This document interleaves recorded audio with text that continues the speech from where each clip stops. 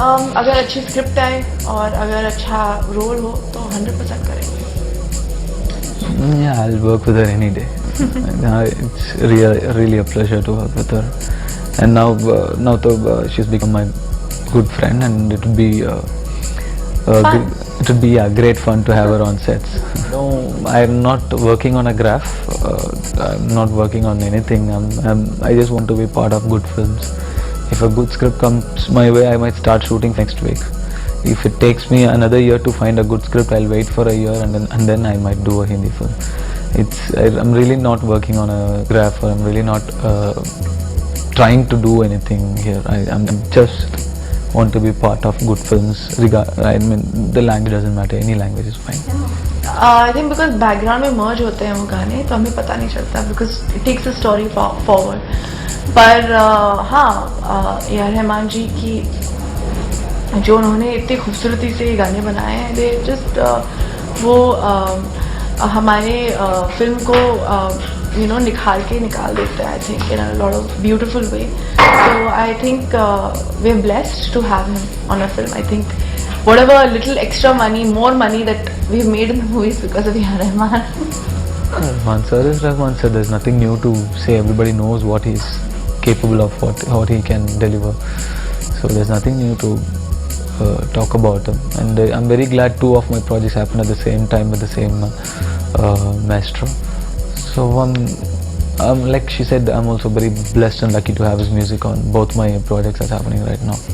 नहीं, कहीं ना कहीं क्योंकि मैं खुद वहाँ से आता हूँ और मैं खुद वहाँ बिलोंग करता हूँ दिल्ली से, तो वो मेरे साथ थोड़ा एक बहुत नेचुरल फिनोमेना हो जाता है कि मैं मेरी कहानियाँ वहाँ से शुरू हो रही हैं, वहाँ मुझे लेके जा रही हैं. प्लस जो मेरे राइटर हैं हिमांशु शर्मा, वो खुद वहाँ से हैं, तो कहीं ना कहीं वो एक कॉम्बिनेशन है जो थोड़ा सा नॉर्थ फ्रेंडली रहा है. पर मेरा ये मानना है कि इमोशन होता है, चाहे वो शूटिंग मैं बनारस में करूँ, छुएगी कन्याकुमारी तक भी, क्योंकि है तो हिंदुस्तानी. सोनम के बारे में सोचा है और धनुष के बारे में सोचा, तो मुझे लगा कि जब ये दोनों साथ में होंगे तो एक अलग सा फ्लेवर, एक नयापन मुझे देखने को मिलेगा. अब अगर आप मुझे ज़्यादा सोचने पे मजबूर करेंगे तो मुझे लग रहा है कि शायद 2 कैरेक्टर्स जो इतने अलग दिखने के बावजूद, 2 ऐसे इंसान जो इतने अलग दिखने के बावजूद, उनके अंदर एक सिमिलैरिटी है कि दोनों दिल से बहुत सिंपल बेहतरीन एक्टर हैं. और उसी का ये एग्जाम्पल है कि इतने कम समय के लिए स्क्रीन पर रहने के बावजूद उनका इतना बड़ा इम्पैक्ट है कि आज हम ये बात कर रहे हैं कि उन्हें हमने जल्दी मार दी. बिल्कुल ये सोचता हूँ कि बहुत ईमानदारी से फिल्म बनाऊँ और उन तक पहुँच पाऊँ जिनकी ये फिल्म है. मेरा एक ही विश्वास रहा है कि मैं अपनी ऑडियंस तक डायरेक्ट पहुँचूँ. मैंने कभी भी चीट करने की कोशिश नहीं की गई.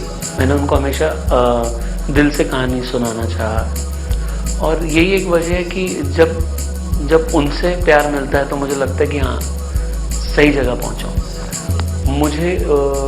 मुझे गाने वही पसंद आते हैं जो मेरी कहानी का हिस्सा बन सके, और मेरे लिए गाने भी मेरे लिए स्टोरी टेलिंग का काम करते हैं. तो बहुत इम्पॉर्टेंट रोल होता है ये. सिर्फ मेरे लिए चार्ट्स पे अच्छे नंबर्स की से ज़्यादा वो मेरे कैरेक्टर्स के लिए बहुत ज़रूरी होते हैं.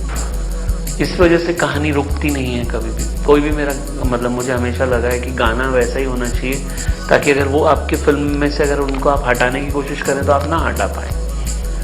तो वो मेरी कहानी का हिस्सा है. चाहे इस बार रहमान सर हों, वो मैं हमेशा बोलता हूँ, मेरे राइटर हमेशा बोलते हैं कि वो उनका कंट्रीब्यूशन स्क्रीन प्ले में भी है. सो मेरे लिए रहमान सर का म्यूज़िक सिर्फ म्यूज़िक नहीं है, it's a story telling. Fortunately unfortunately जिसको मैं प्यार बोल रहा हूँ वो बॉक्स ऑफिस पे पैसे की तरह रिफ्लेक्ट करता है, पर मेरी पर्सनल ज़रूरत हमेशा उस वार्मथ की रही है, उन फ़ोन कॉल्स की रही है, उन मैसेजेस की रही है जहाँ पे मेरे को सुन के लगा हो कि हाँ, मैं उनके दिल तक पहुँच पाया हूँ. तो वो एक अलग खुशी होती है. हाँ, ये खुशी is directly proportional to box office, तो कलेक्शन से भी नाराज़ नहीं हूँ.